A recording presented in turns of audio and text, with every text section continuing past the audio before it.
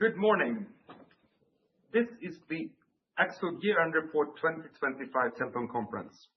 And with me today are Simone Margulies, President and CEO, and Anders Lexmon, CFO. In the investor section of our axfood.com website, you will find the presentation material for today's call. We encourage you to have that presentation at hand as you listen to our prepared commentary. After the presentation, we will be taking questions. A recording of this call will be made available on our website. So with that, I will now hand over the words to Simone. So please go to you. Go ahead, Simone. Thank you, Alex, and good morning, everyone. We report another quarter of above market growth and stronger market positions for all our retail chains. By leveraging the strength of our business concept, we are also preparing for the future and investing in strategically important areas to continue attracting more customers, become even more efficient, and strengthen our competitiveness. On this slide, you see some highlights for the quarter, highlights which we will cover during the course of this presentation. Turning to page 3. So now, as usual, I will start with a brief market overview and the review of the quarterly development. Let's go to page 4. Market conditions in Swedish food retail continue to be characterized by a high activity level in the quarter, with intense competition and continued high price awareness among consumers. Overall market growth amounted to 4.5%. Statistics Sweden reported that the annualized rate for food price inflation was 3.5%. This level was somewhat lower on a sequential basis, and in absolute terms, the overall price level was quite stable. Growth in Axfood's retail sales amounted to 8.7% and 5.3% excluding City Gross. Our growth was thereby once again above the rate of the market, both including and excluding City Gross. Volume growth from increased customer traffic, strong customer loyalty, and new store establishments contributed to the development. We have a long history of market share gains. With the Q4 performance, we have outperformed the market every quarter this year, and are reporting our 11th consecutive year of market share gains. We are now on page 5.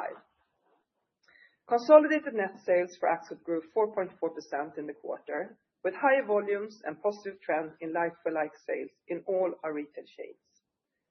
We acquired City Gross in November 2024, so during the fourth quarter, we started analyzing their performance. However, only 2 months of a quarter, which is clear when you look at their comparison figures. So please go to the next page, number 6. Group operating profit increased to 860 million SEK, and the operating margin was higher at 3.8%. Operating profit included items affecting comparability of minus 30 million SEK related to City Gross.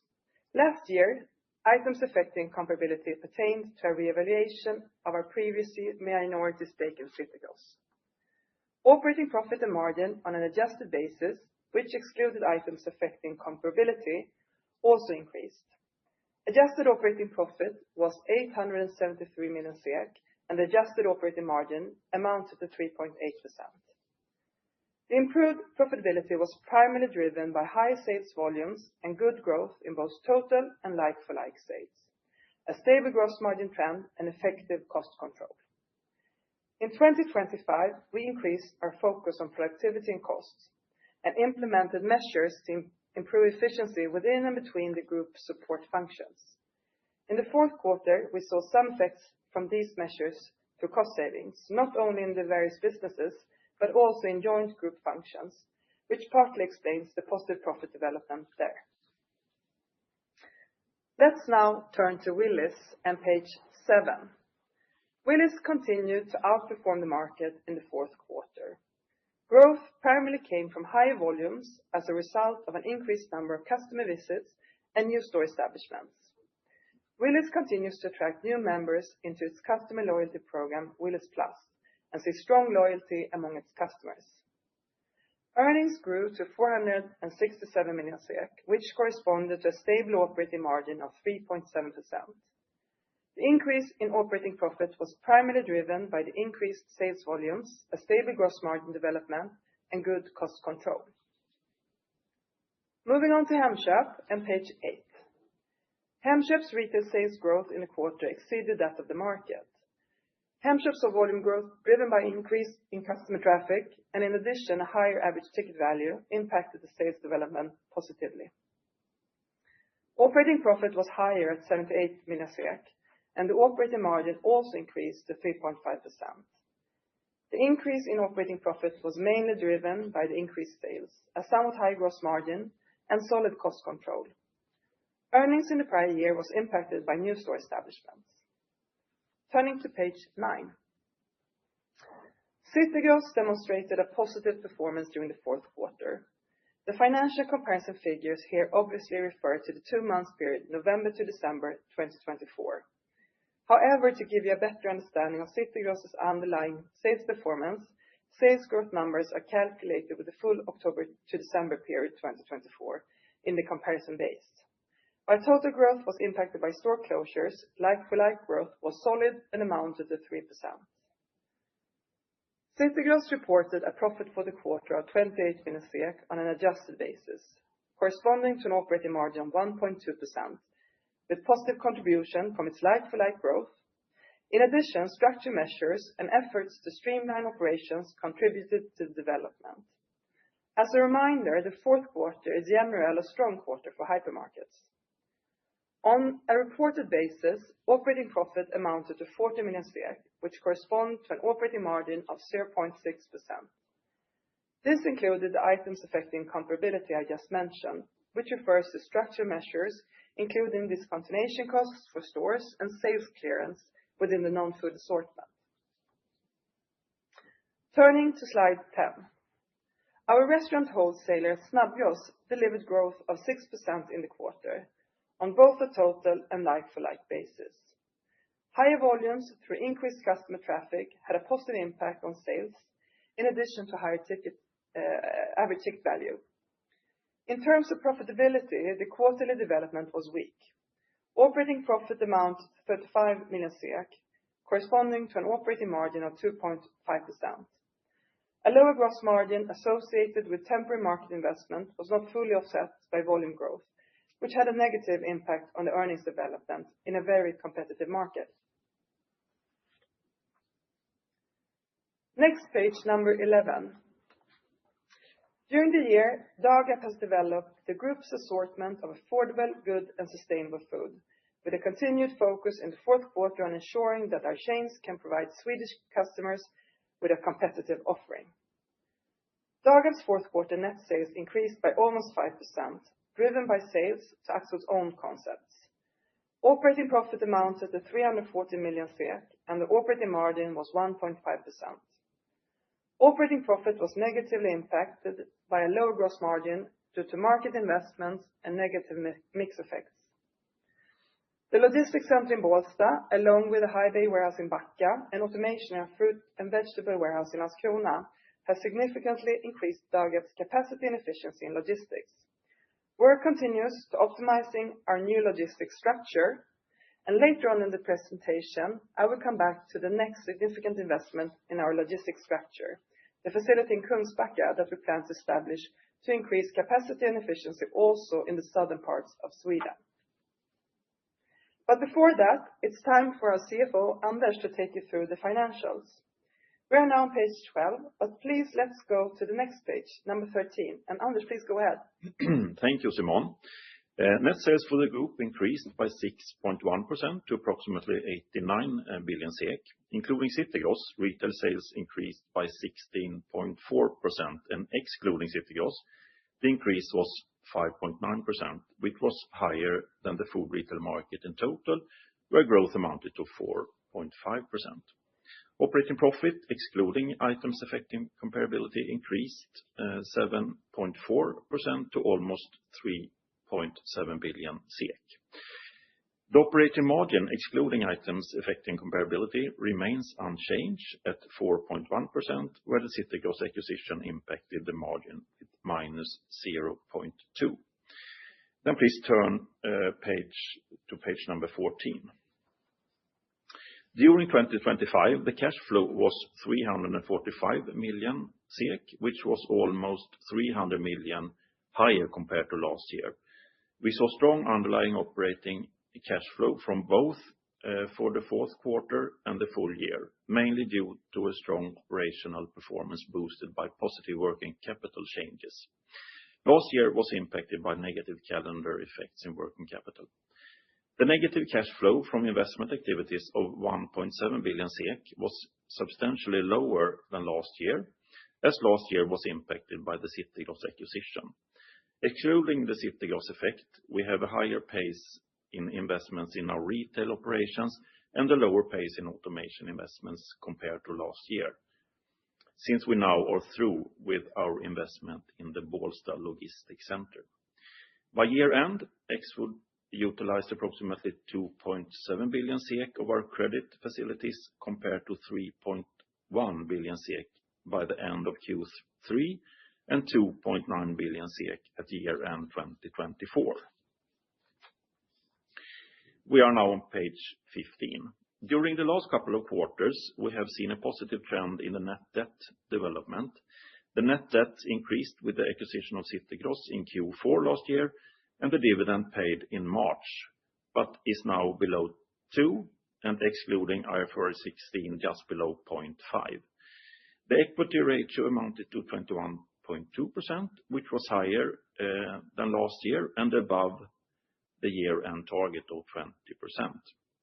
Total investments, excluding leasehold and acquisition, amounted to 1.7 billion SEK in 2025. During the year, we established 9 new group-owned stores, 3 fewer stores compared to the previous year. Our investments in store modernizations have increased compared to last year.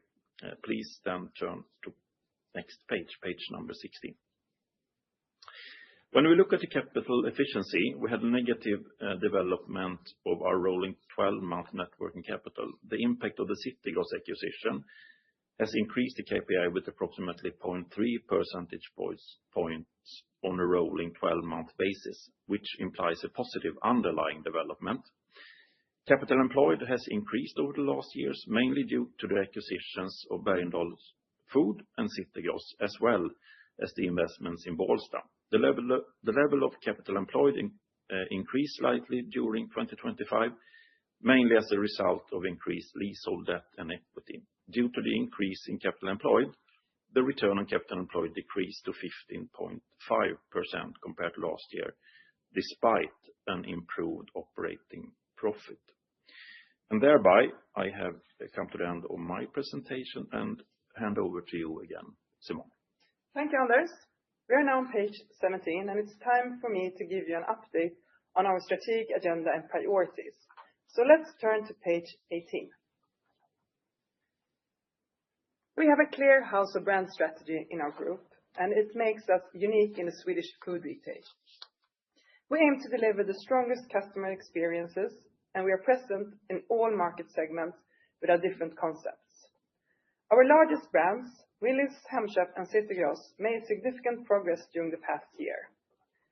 With a clear focus on always delivering Sweden's cheapest bag of groceries, Willys once again took market share, increased its earnings, and continued to expand with new store establishments. Willys has had a strong momentum for a long time and has excellent potential to reach even more customers. The aim is to open at least 10 new stores for Willys annually in the coming years, by also continuously creating an even better customer experience in stores through continuous upgrades to its new store concept, Willys 5.0. Hemköp also gained market share during the year while improving its profitability. This was achieved through a high pace of store modernization and continuous development, focused on price value, sustainability, fresh products, and meal solutions. For City Gross, it was a year of transformation with a series of improvement initiatives in many areas. Important steps forward were made, resulting in improved like-for-like sales growth, a lower cost level, and positive earnings trend.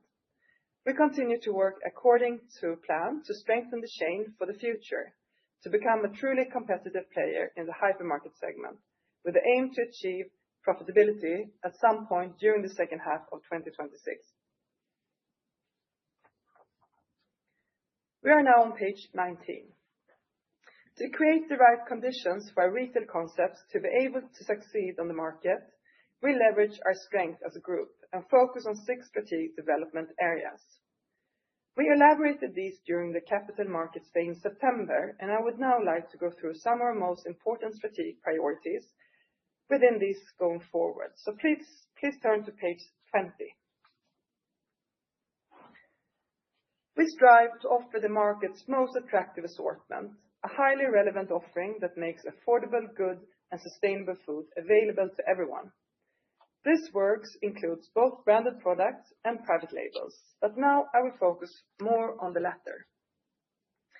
Because our extensive range, including the Gant and Eldorado brands, is a significant competitive edge.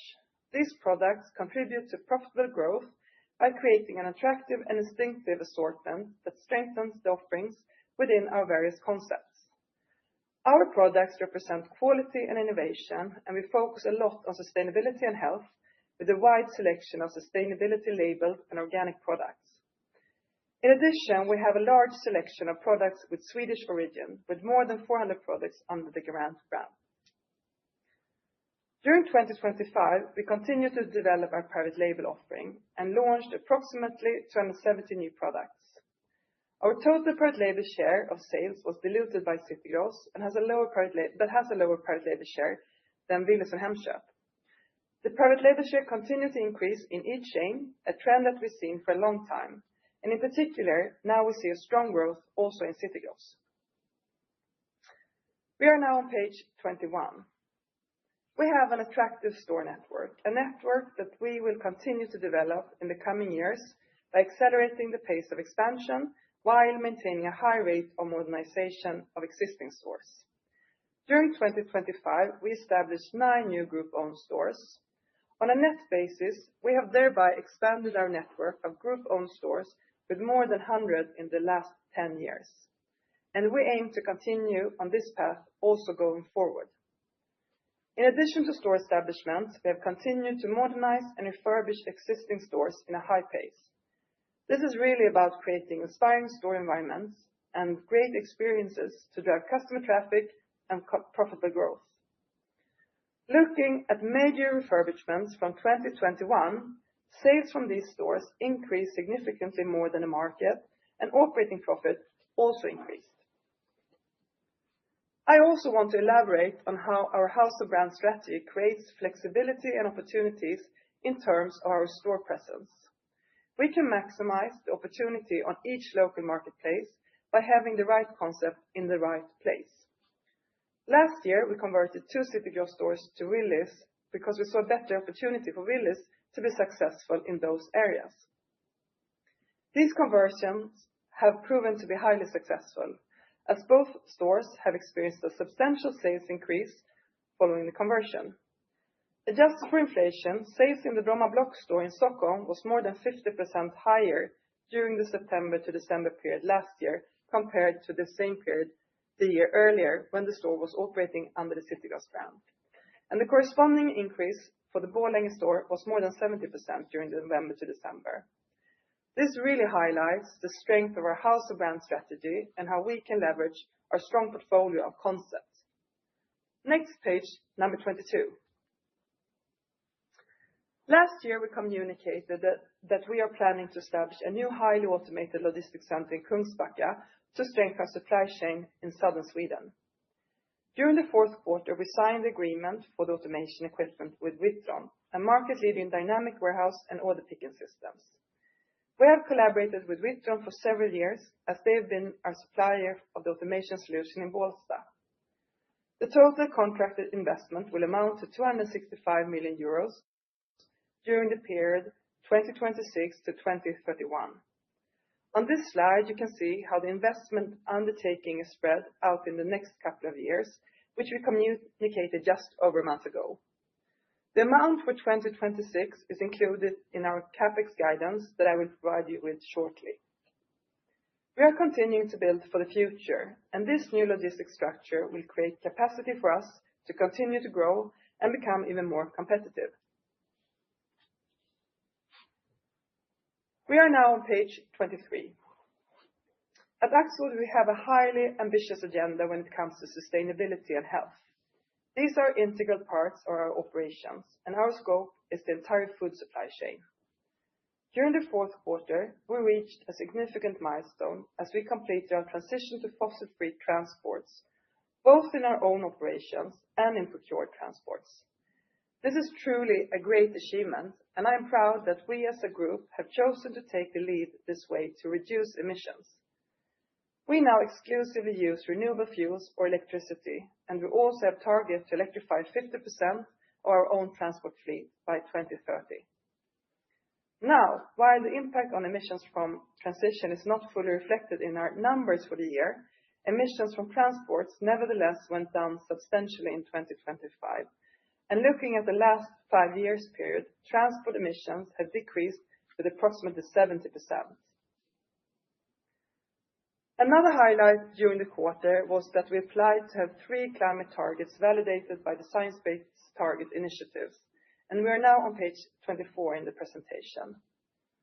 We have been working on this for some time now, as you may know. For us, it is of course important that goals and ambitions are worked thoroughly, and during the process we identified a need to develop and improve our existing climate reporting, mostly regarding Scope 3. This work now enables us to better establish a transition plan to show how we will reduce emissions in the long term. We commit to reduce emissions in our operations by at least 70% by 2030 compared to 2024, to have at least 70% of our suppliers set science-based climate targets by 2030, the latest, and to reduce flag emissions by at least 30% by 2030 compared with the base year 2024. Our application will now be revised by the SBTi, and we will come back to you when we have our targets validated. Please turn to the next page, number 25. Today we're issuing the outlook for 2026. We are continuing to invest in our business to strengthen competitiveness and create value for all our stakeholders. Investments are expected to amount to 2.2 to 2.3 billion, excluding acquisitions and right-of-use assets. The largest part of this is related to recurring investments in our operations, and it also covers expansion through new stores. However, the amount also includes 470 million automation investments for our future logistics center in Kungsbacka, as I just mentioned. To encourage even more customers to shop with us, we will continue to maintain a high rate of new store establishments in 2026 and beyond. Our ambition this year is to expand the store network by 10 to 50 new group-owned stores in 2026. In addition, we want to continue attracting franchisees and add new retailer-owned stores to expand our total store base. To further strengthen City Gross, we will incur 50 million in structural costs in that business in 2026, which will be classified as items affecting comparability. These costs are mainly related to its store base. Moving on to the dividend and page 26. Axfood has a strong financial position, and the board of directors will propose to the annual general meeting an increased dividend of 9 Swedish krona per share.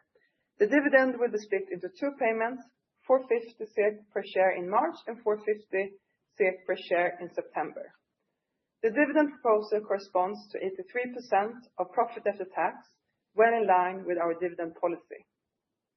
Now turning to the final page of this presentation, page 27. So let me sum up. We are summarizing a quarter and year in which we attracted growing numbers of customers with increased loyalty and stronger positions in all our market segments. We are well positioned to remain a challenger and feel confident about the year ahead. We operate in dynamic markets that continue to be dominated by a strong focus on price value, and our aim is to continue to grow more than the market. That is because we have a strong business model and structure that create opportunities and competitive advantages.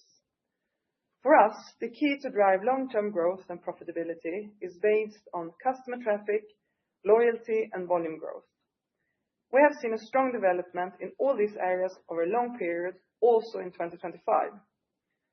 Based on our great commitment and passion for food, throughout the organization, we are leveraging the strength of our business model.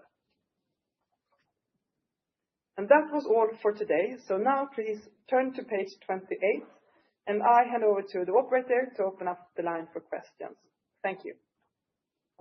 If you wish to ask a question, please dial pound key 5 on your telephone keypad to enter the queue. If you wish to withdraw your question, please dial pound key 6 on your telephone keypad. The next question comes from Magnus Raman from SB1 Markets. Please go ahead. Thank you very much. I think I would like to start asking about City Gross, where we now see, if we look at the second half of 25 in total, it's a rather clear profitability that you reach H2 25 on an adjusted EBIT basis. Could you elaborate a little bit on this in comparison to the target you set out to reach break-even H2 26? Should we view it that you have already achieved this target now 1 year earlier, or is it a very big seasonality difference here that you want to highlight when we look at H1 26? Yeah, thank you very much. Within City Gross, we are in a transition, as you know. We're in the middle of our transformation plan and to do the turnaround. And our aim is to create a really strong core and to create a strong and competitive player within the hypermarket segment. And it comprises a lot of different initiatives, everything from the operating model to the store concept to the customer offering. We also made things, restructuring the organization, etc. We're also investing in price. And within the fourth quarter, there are seasonal effects for the hypermarket segment that are in general stronger in the fourth quarter. However, we are taking really, really good steps within City Gross. But as you understand, we are in the middle of a journey, and it can go up and it can go down. And we are reiterating that in the second half of this year, we will create an attractive and profitable player within the hypermarket segment. So we are reiterating that goal. All right. Just another thing here on the like-for-like sales growth of City Gross, and forgive me if you've already mentioned this early in the presentation. I came in a bit later here, but you state in the table 1.5% like-for-like sales growth, and I assume that relates only to the November to December period. Can you say if that is correct? And then in the text, you write October to December 3.1% like-for-like growth. Do I interpret this correctly? And so in that case, September sales, I assume, must have been much stronger. To start with, yes, you have interpreted correctly. So 3% in the quarter and 1.5% for the November-December period. And that's actually, as we talked a lot before, that's actually where it all starts. We have to have a positive growth in like-for-like. And that's why we're really, really happy to see that during the quarter. But considering that, I guess that in the mix of these months in the normal quarter, I guess that the last quarters, i.e., November and December should be larger. Nevertheless, October, I think I said September. I mean, of course, October. October must have been very strong for the full quarter figures to reach 3+%, while the November to December was only 1.5%. Is that correct? We don't actually guide you monthly, but and it's also about how you say what kind of comparison figures you have, of course. I would say that we're really happy that we see the positive like-for-like growth that we've seen now for some time for City Gross.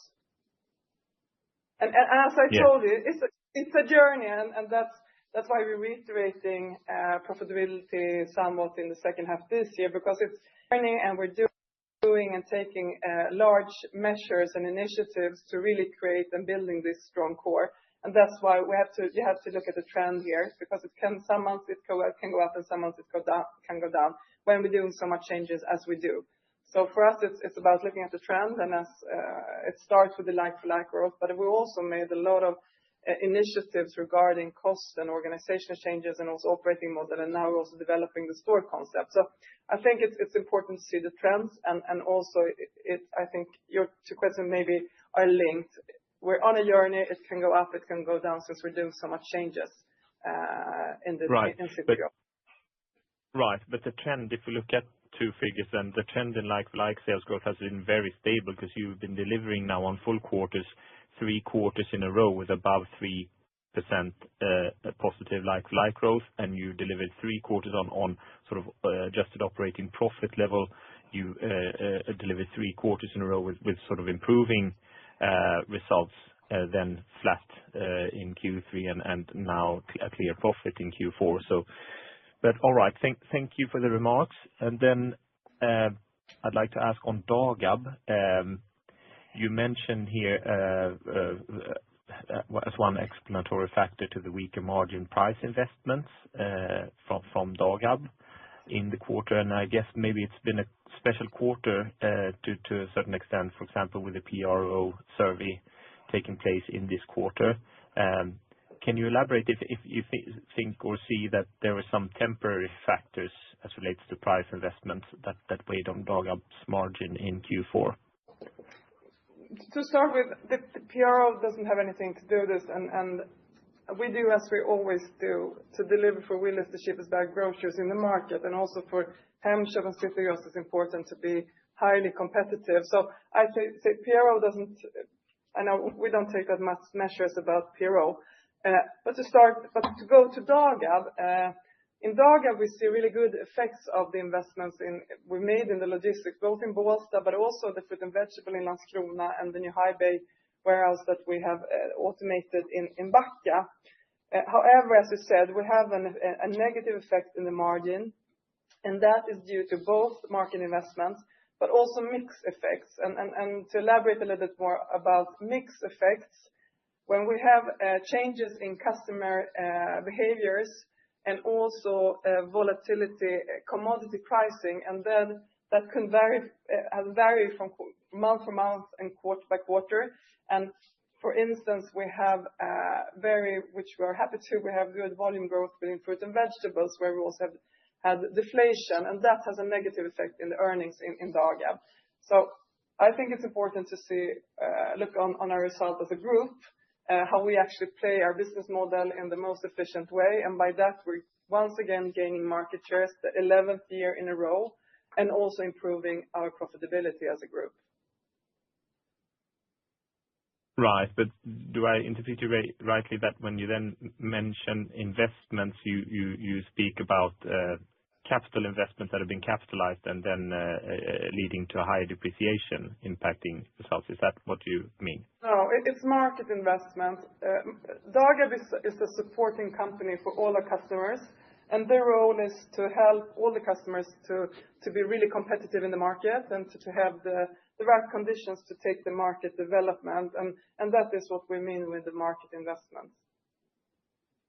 Exactly, that was my feeling. And then that means, of course, market investment means investment into reduced price, I guess, on certain merchandise for the retailers. Yeah, it's to increase the competition. Yes. And I mean, so I mean the quite aggressive price cuts that you took on several items in conjunction with PRO, so we must have been impacting profitability somewhere in the chain, either in Willys or in Dagab, or both. Isn't that correct? I have to start. I mean, I don't like to talk about the PRO. I think Willys has handled those questions. I mean, Willys, there are so many methodological errors in that survey, so we don't actually take that much action about that. For us, I think it's important to put our performance in the perspective of a high competition in the market from all the players, and I think that we are navigating that quite successfully since we're gaining market share. We have a high competition in the market, and we also have a consumer that is very conscious with a high focus on price and price awareness. And that's the market that we are navigating quite well, I would say, since we're gaining market share and strengthening positions with all our brands, our strong brands. Great. Then on Snabbgross, you had a material setback in profitability in Snabbgross here in the quarter, and you mentioned temporary market investments here. So can you elaborate a little bit on that, if perhaps you already did when you ran it through in the presentation, but for a reminder here on Snabbgross? Yeah. Snabbgross made some market investment that they didn't really get the ROI on in volumes. They had a good growth with 6%, but it didn't actually wasn't enough to cover the negative effects in the margin and in the profitability. So they made a weak performance for the quarter. So we should interpret that these will not be repeated, these type of investments then? As you know, I don't give any forecast on the segments, but no, without forecast, but it was not in our itself. So that way. Right. Okay, great. And then on just looking forward then instead, or not forward-looking statements, but looking at what we all know about the halving of the food VAT from 1st April. Do you think that this could? I mean, we've had a period now where we had very high inflationary pressure, where we've seen consumers trading down, so to speak, in the mix of what they consume. Do you think that the relief from the half food VAT might impact the mix in the other direction in any way? To start with, we are very positive. We look very positive on the reduction of the VAT. I think we have a consumer that has been very cautious, and we still think that the consumer is cautious, and it's very difficult to make any forecasts on how the consumer will act. They are, they're a little bit scarred from the price shocks that we have experienced the last years, and also we have a pretty high unemployment in Sweden. So we think the customer is still cautious and focus on price and price value and value for money. However, we hope that we will get some positive mix effect in the way that we're hoping to see more increased purchases within sustainability and sustainable labeled food. But that's what we're hoping for. We think it's difficult to give you any forecast. The customer is still very price conscious, and there is a high competition in the market. So it's difficult to give you any forecast on this. Right. And just a final one here on the falling international food commodity prices seen now for 4 months straight, and also topped by the strengthening Swedish krona. Have you seen so far any effect as relates to your sort of Dagab purchasing from this? If you look upon the commodity, we see, as you said, we had higher inflation in the beginning of the year due to dairy, meat, and also to coffee, and that was stabilized the second half of the year. And also with the strengthening of the Swedish currency, of course, it's positive, but more in a longer term perspective for the consumers, since there's so many things that are affecting the prices.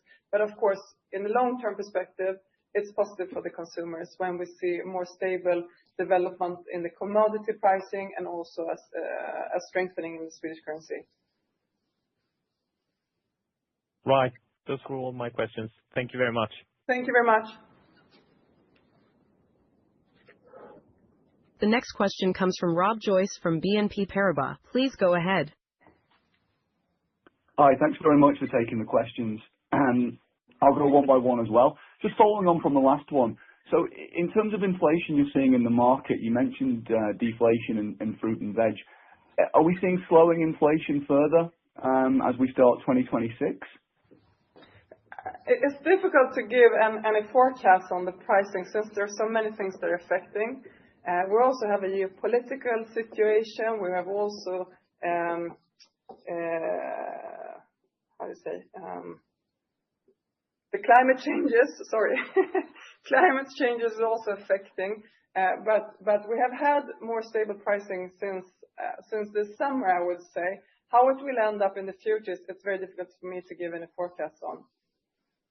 But in terms of the first month you've seen, are we seeing prices sort of stable versus December, or were they falling slightly further? I can't give you any forecast on the pricing since there are so many things that are affecting the pricing. Okay. And then maybe you mentioned competitive intensity of the market. Are you seeing any changes, in the more recent months? Has that competitive intensity stepped up? Any players you'd flag?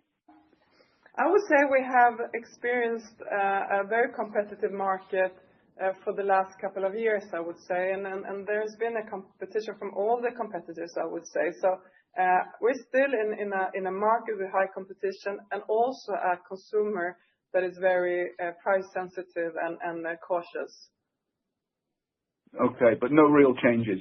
No, we're pretty much in the same market as we've seen for the couple of years now. Brilliant. Okay. And then in terms of the VAT cut, is your expectation that will be immediately fully passed to consumers? Yes, definitely. The VAT is the tax, as you know, that the state puts on the food. So, I mean, that is digitally transferred to the consumers. Okay. And in terms of historical price elasticities, I mean, I guess we don't have much data on when prices actually fall, but do you have any sort of data which suggests, how consumers might react to a 6% fall in prices, or 5 probably works out?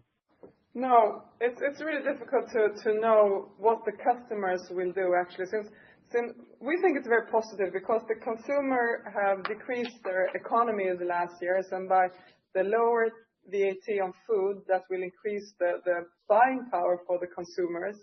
How they will act is difficult to forecast, since they, as I told a little bit before, they are scarred from the years of the cost shocks they've had, high employment. So if they will save the money, or they will buy other things than food, or if they will place more money in food, it's really difficult to forecast. So we actually don't do any forecast, and it's difficult also if you analyze different markets, because it's been different situation also in these markets. Okay, understood. And just looking at the sort of the DAGAB numbers now, and how that, I guess you're sharing the savings more broadly across the group. Do you think as we look to the next investment in the supply chain, we should think about that more as a kind of just cost of doing business? You need to make this investment to maintain competitiveness, rather than thinking about this as a sort of 300-400 million SEK boost to EBIT, potentially the people that we were thinking about before from the last project. We are still negotiating regarding the building, the facility, and when we have everything set, of course we will come back to you with the full scenario. But for us, it's important both to secure capacity for the southern part of Sweden from 2030 going on forward, but also it's about strengthening our competitiveness. And when we will open open the warehouse, we will have the same cost level as we have today, of course. But then, of course, we will improve our competitiveness over time. Okay. And just one more broadly, just thinking about the environment. I know over here in the UK, when there've been certain cuts on sort of business rates, for example, the grocers in the UK kind of didn't really take those to the bottom line. What's the political environment about, if there is a volume increase in grocery, is there room for profitability to improve, or is it very much focused on driving that consumer experience? Could you rephrase the question?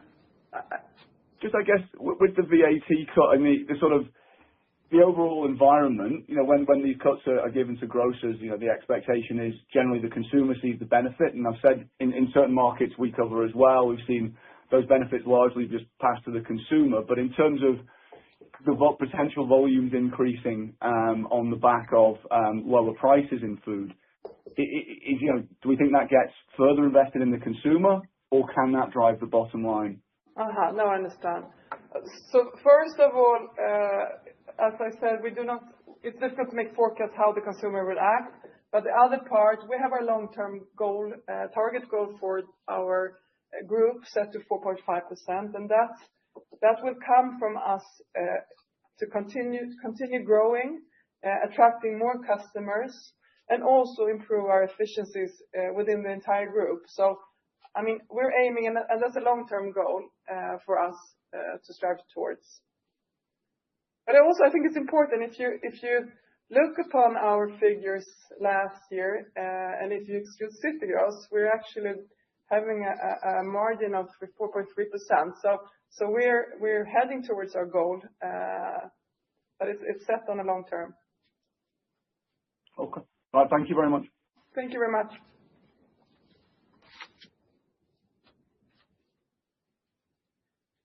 As a reminder, if you wish to ask a question, please dial pound key 5 on your telephone keypad.